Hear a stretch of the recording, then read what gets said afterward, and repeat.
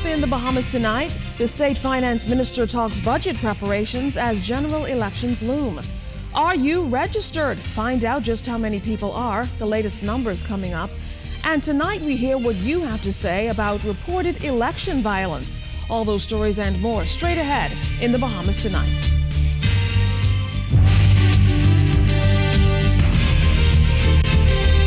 Covering the islands of the Bahamas, ZNS Network presents The Bahamas Tonight.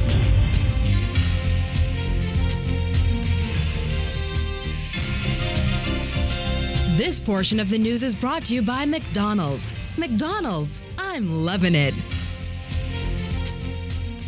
Good evening and welcome to the Bahamas Tonight, the National Report. I'm Keishla Adderley. Thanks for joining us. Topping the news tonight, there may be a big question mark over the date of the next general election, but no matter what happens, finalizing the country's fiscal affairs does have a definite deadline, and that date is fast approaching. As the new budget period approaches, State Minister for Finance Zhivago Lang says the process may reflect the election season. Clint Watson explains in this report.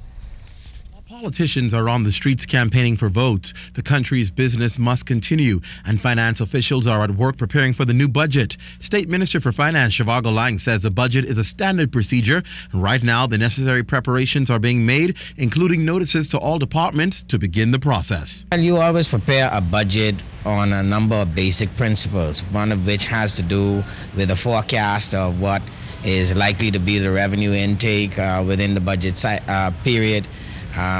What necessary expenditures have to be made, and what expenditures have to be made that you would like to make in and above the necessary, essential ones. And so those are the things that would come into play. Mr. Lang dispels the notion that the budget will reflect election promises. And you will ordinarily deal with the budget as a continuum of government. And so it is not necessarily a process in which you start doubting or thinking, okay, the next person or me or so forth. You're trying to do what you believe to be profitable in the interest of the Bahamas public over the 12 months fiscal cycle coming up. Still early in the process, he says the determining factor will be the global trends. What is likely to be the domestic environment, the domestic economic environment, and take into account the many needs and desires of the Bahamian public in respect to public services, goods also that are being provided. And so there's a lot of work still to be done. Because of the recession, some countries have cut the number of government employees and essential programs. The Bahamas, however, has managed to not only maintain employment in the civil service, but also enhance development through massive infrastructural upgrades and construction. Mr. Lang feels this has been a successful trait of the Ingram administration. It says a lot. First of all, it says that emphasis that we placed on fiscal prudence when we came to office in 1992, which was scoffed at in some ways by the opposition as this balanced budget at the expense of people, they used to say, was necessary to allow us the kind of fiscal room that we had in a crisis like this. This is why you focus on fiscal prudence in good time. The Minister of State for Finance says outside of oil-producing Trinidad and Tobago, he's not aware of any other country in the region which has been able to achieve this level of success. Clint Watson, ZNS News. Voter registration numbers are right on target, though new applications have slowed. In this report, find out the latest numbers, how they compare to the last election, and what parliamentary registration officials want you to do as soon as possible. Here's Giovanni Stewart. Parliamentary Commissioner Errol Bethel says so far the voter registration process has been going quite well. Numbers are up by nearly 20,000 from the 2007 general elections.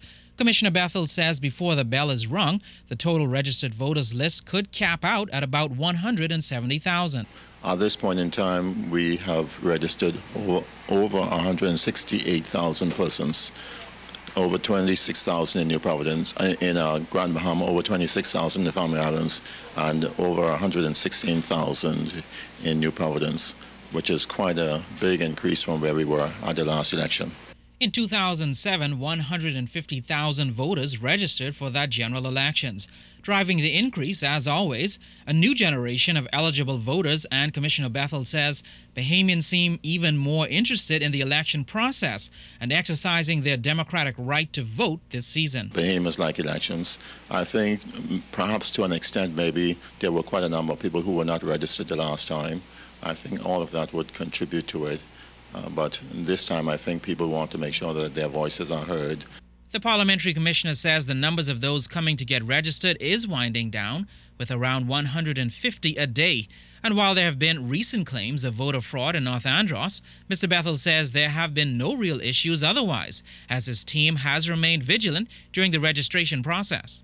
Well, what we are doing and we are continuing to do is to try and make sure that we interview people properly, to try to make sure that persons who are registering in the correct places.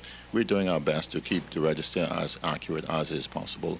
Commissioner Bethel is once again urging potential voters who haven't done so already to register, and those who have to collect their voter's card as quickly as possible. Because that still becomes very, very important. In cases where people may still need to have corrections made to their cards, these corrections cannot be made if the cards are not picked up. While we still don't know when elections will be called, Prime Minister Hubert Ingram has promised that Parliament must dissolve by May 23rd, making way for the general elections. Giovanni Stewart, ZNS News. It hasn't been a feature of Bahamian elections traditionally, but this campaign has produced allegations of election violence. Now, both the FNM and PLP have denounced violence in any form following a reported incident in Grand Bahama on the weekend. Here's what you had to say about the matter. What we have to do now, all the members of parliaments and the cabinets and everybody, what they have to do now is they need to take the initiative, and for every rally they have, put God first. If they put God first, we wouldn't have no violence because we are a Christian country.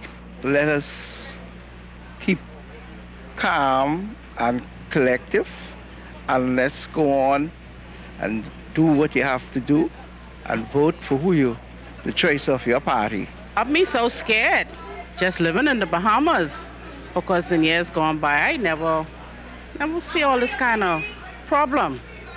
As a democratic country, we shouldn't have that going on. And as a Christian nation, we should be from that. We should move from that. Election violence been going on worldwide for a long time.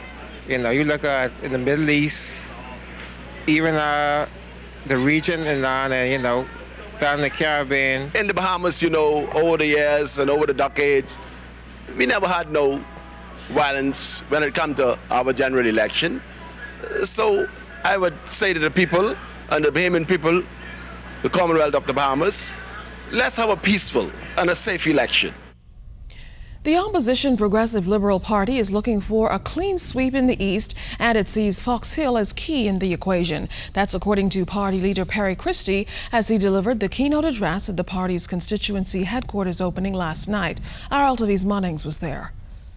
The Progressive Liberal Party secured 1,988 votes to win the Fox Hill constituency in the 2007 general election, and PLP leader Perry Christie wants even more votes in 2012. He reminded supporters at the Fox Hill constituency office opening Monday night that Fox Hill was crucial to his former administration. For example, it's where urban renewal was born. You know Fox Hill? Large numbers of young people together with the police began patrolling the streets of Fox Hill every night until 2, 3 o'clock in the morning.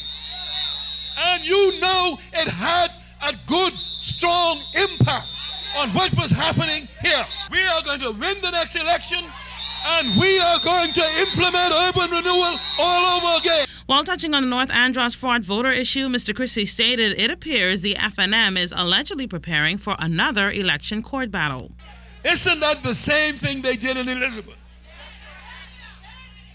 Well, it looks like they have the same plan for the general election too, but it won't help them. And Mr. Christie used the opportunity to once again implore supporters to not tolerate another 5 years of Free National Movement neglect by voting PLP. He noted that Bahamians have accused FNM leader, Prime Minister Hubert Ingram, of acting like a dictator for years now. And as we enter the general election season, Mr. Christie claims Mr. Ingram is seeking to distract from his record of failure.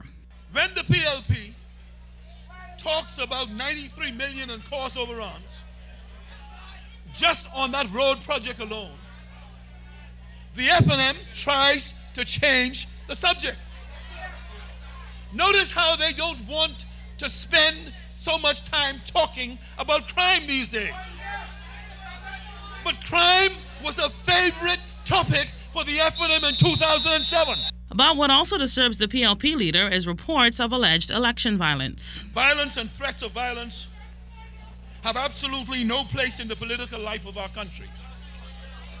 I therefore call upon all of our supporters to avoid any and all violent behavior and any and all belligerent or provocative behavior. When the time comes, all they will see is gold, gold, gold. Mr. Christie assured supporters in Fox Hill that this constituency will play a major role in the party's bid to secure Eastern New Providence and their overall effort to become the next government of the Bahamas. I'm Altaviz Munnings, ZNS News. It was former Progressive Liberal Party Member of Parliament, the late George Mackey, who introduced Fred Mitchell to the Fox Hill constituency initially. While he's seeking another term to serve this Eastern New Providence district, Mr. Mitchell lamented that the Free National Movement seems to be upgrading the area for purely political reasons. But he says he has some plans of his own, including a new and improved housing scheme, jobs for the youth of the area, support for the Fox Hill Congos Junkanoo Group, and the Fox Hill Festival. To put young people back to work. I want to seek the support of my colleagues to raise around the country the present minimum wage from $150 a week to $210 a week, which is the minimum wage for government workers. The Free National Movement is responding to comments made at last night's PLP rally in Fox Hill. In a statement released today, the F&M says the opposition has copied a promise already made by Prime Minister Hubert Ingram to raise the minimum wage, which was first introduced in the Bahamas by the Free National Movement. The statement says the Prime Minister's pledge is a part of his recovery and growth agenda. According to the statement, the PLP made its empty promise after failing to introduce a minimum wage in the first place during 25 years in office. The F&M says the Christie administration also failed to raise the minimum wage during its last 5-year term, and that the opposition is bogusly claiming that it will create a specified number of jobs in 2 years' time. According to the statement, the PLP criticized the F&M administration's comprehensive infrastructural program, which created over 1,000 jobs, while it failed to build a single school in 5 years, and now it wants the Bahamian people to believe that it can create jobs.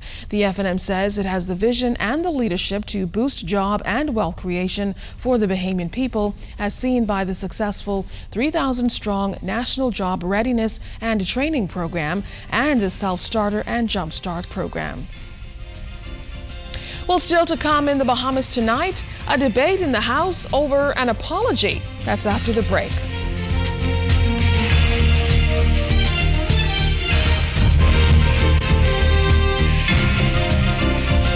This portion of the news is brought to you by McDonald's. McDonald's, I'm loving it.